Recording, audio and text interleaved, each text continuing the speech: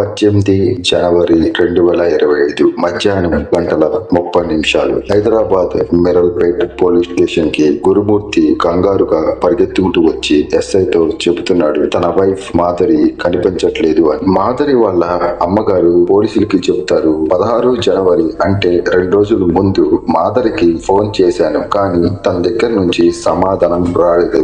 సంక్రాంతి పండుగ కాబట్టి బిజీగా ఉంటుంది అనుకున్నాను. మళ్ళీ రాత్రి కాల్ చేశాను, కానీ తన దగ్గర నుంచి ఎటువంటి రెస్పాన్స్ లేదు. ఇలాగే ఏ రోజు జరగలేదు. మాధవి రోజు ఒకసారైనా నాతో ఫోన్ లో మాట్లాడుతుంది. దాసింది. వెంటనే అల్లూరు గారికి ఫోన్ చేశాను. తను మాధవి నాతో గొడవపడి ఇంటి నుంచి వెళ్లిపోయింది అని చెప్పాడు. మీ ఇంటికే వచ్చి ఉంటుంది అని కూడా చెప్పాడు అని కాల్ కట్ చేశాడు. 2 రోజులు అవుతుంది, మాధవి ఇంకా ఇంటికి రాలేదు. నాకు చాలా భయం వేస్తుంది. ఎప్పుడు ఇలా జరగలేదు. దాంతో మేము అల్లుడు గారి ఇంటికి వచ్చాము. వెంటనే పోలీస్ స్టేషన్ కి వెళ్లి మిస్సింగ్ కంప్లైంట్ ఇచ్చాము. అసలు మాధవికి ఏం జరిగింది? ఈ కేసులో చాలా భయంకరమైన నిజాలు బయటికి వచ్చాయి. అవి విని మీ గుండెలు జారిపోతాయి. ఆఖరిసారిగా తన భర్తే మాధవిని చూశాడు. దాంతో పోలీసు వాళ్ళు తన భర్తని ఇంట్రాగేషన్ చేశారు. గురుమూర్తి తన భార్యకి తనకి చిన్న గొడవైందని చెప్పాడు. సంక్రాంతి ఫెస్టివల్ మా ఇంటికి కలిసి చేసుకుందామని గురుమూర్తి చెప్పాడు. కానీ తన భార్య మాధవి వాళ్ళ ఇంట్లో చేసుకుందామని చెప్పింది. దీంతో ఇద్దరి మధ్య మాట పెరిగింది. ఇద్దరి మధ్య చిన్న గొడవైంది. దాంతో మాధవి అలిగి ఇంటికి వెళ్లిపోయింది. కోపంలో నేను కూడా తన్ని ఆపలేదు. కాసేపటికి వచ్చేస్తుంది అనుకున్నాను, కానీ తను రాత్రి అయినా కనిపించలేదు. దాంతో చుట్టుపక్కలన్నీ వెతికి చూశాను. నా పిల్లలు అమ్మ ఎక్కడా అని అడిగారు. వాళ్ళు భయపడతారని భయంతో నేను రాత్రి వచ్చేస్తుంది బయటికి వెళ్ళిందని చెప్పాను.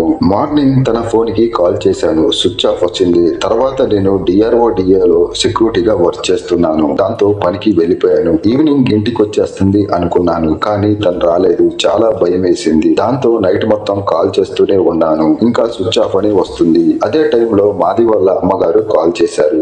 కలిసి వెళ్లి స్టేషన్ లో కంప్లైంట్ ఇచ్చాము. గురుమూర్తి మరియు మాధవి వాళ్ళ అమ్మగారు మాటలతో దీన్ని ఒక మిస్సింగ్ కేసు కింద పోలీసు వాళ్ళు రిపోర్ట్ చేశారు. తర్వాత ఇన్వెస్టిగేషన్ మొదలు పెట్టారు. అప్పుడే కొన్ని నిజాలు బయటపడ్డాయి. ఒక వ్యక్తి వల్ల ఈ మిస్సింగ్ కేసు హైదరాబాద్ నే కాదు, దేశం మొత్తాన్ని కుదిపేసింది. A story that has shocked the nation. This is a building where something very horrific is said to have happened just in mid-January. గురుమూర్తి మాధవికి పెళ్లి 2012లో జరిగింది. ప్రకాశం డిస్టిక్ లో జరిగింది. వాళ్ళకి 2 పిల్లలు, ఒక కూతురు, ఒక కొడుకు. గురుమూర్తి ఆర్మీలో వర్క్ చేసేవాడు. ఆర్మీలో 17 సంవత్సరాలు వర్క్ చేసిన తర్వాత గురుమూర్తి రిటైర్మెంట్ తీసుకున్నాడు. 2020లో తన ఫ్యామిలీతో హైదరాబాద్ వెంకటేశ్వర కాలనీకి షిఫ్ట్ అయ్యాడు. 16 జనవరికి మాధవి భర్తతో గొడవపడి ఇల్లు వదిలి వెళ్లిపోయింది. మొదట్లో ఇది సాధారణంగా మొగుడు పిల్లల మధ్య జరిగే చిన్న గొడవే అని కనిపించింది. కానీ పోలీసులు ఇంటరోగేషన్ మొదలు పెట్టారు. గురుమంటి ఇంటి చుట్టుపక్కల వాళ్ళని ఎంక్వైరీ చేశారు. వాళ్ళు అసలు మాధవిని మేము ఇంటి నుంచి బయటికి వెళ్ళటం చూడలేదు అని చెప్పారు. ఫ్యామిలీ ఎక్కువగా చుట్టుపక్కల వారితో మాట్లాడే వాళ్ళు కాదు. అందువల్లగా ఈ ఫ్యామిలీ గురించి చుట్టుపక్కల వారికి అస్సలు తెలియదు. కన్ఫ్యూజన్ లో ఉన్న పోలీసు వాళ్ళకి మాధవి మామగారు చెప్పిన నిజాలు విని ఫ్యూజులు ఎగిరిపోయాయి. మాధవి ఇక లేదు, ఎందుకంటే గురుమూర్తి తనని అతి దారుణంగా చంపేశాడు. గురుమూర్తి ఈ విషయాన్ని నాకు చెప్పాడు. దీంతో అది నిజమో అబద్ధమో తెలుసుకోవడానికి పోలీసు వాళ్ళు ఇన్వెస్టిగేషన్ స్టార్ట్ చేశారు. వాళ్ళ ఇంటి ముందు ఉన్న సీసీటీవీ ఫుటేజ్ ని పరిశీలించారు. జూన్ 15న గురుమూర్తి మాధవి ఇంట్లోకి వెళ్ళినట్టు కనిపించింది. షాకింగ్ విషయం ఏంటంటే తర్వాత ఏ రోజు మాధవి ఇంటి నుంచి బయటకు వచ్చినట్టు రికార్డ్ అవ్వలేదు. దాంతో పోలీసు వాళ్ళు కన్ఫర్మేషన్ కి వచ్చారు, ఈ ఇంట్లోనే ఏదో జరిగి ఉంటుందని. 16 జనవరి నుంచి మాధవి ఇంట్లో లేదు. ఎందుకని గురుమూర్తి ఆలస్యం చేశాడు కంప్లైంట్ ఇవ్వడానికి? ఇలా చాలా అనుమానాలు పోలీసులకి వచ్చాయి. దాంతో పోలీసు వాళ్ళు వాళ్ళ స్టైల్లో గురుమూర్తిని ఇంటరాగేషన్ చేశారు. స్టార్టింగ్ లో తప్పించుకోవడానికి ట్రై చేశాడు, కానీ సీసీటీవీ ఫుటేజ్ చూపించిన తర్వాత నిజాలు చెప్పడం స్టార్ట్ చేశాడు.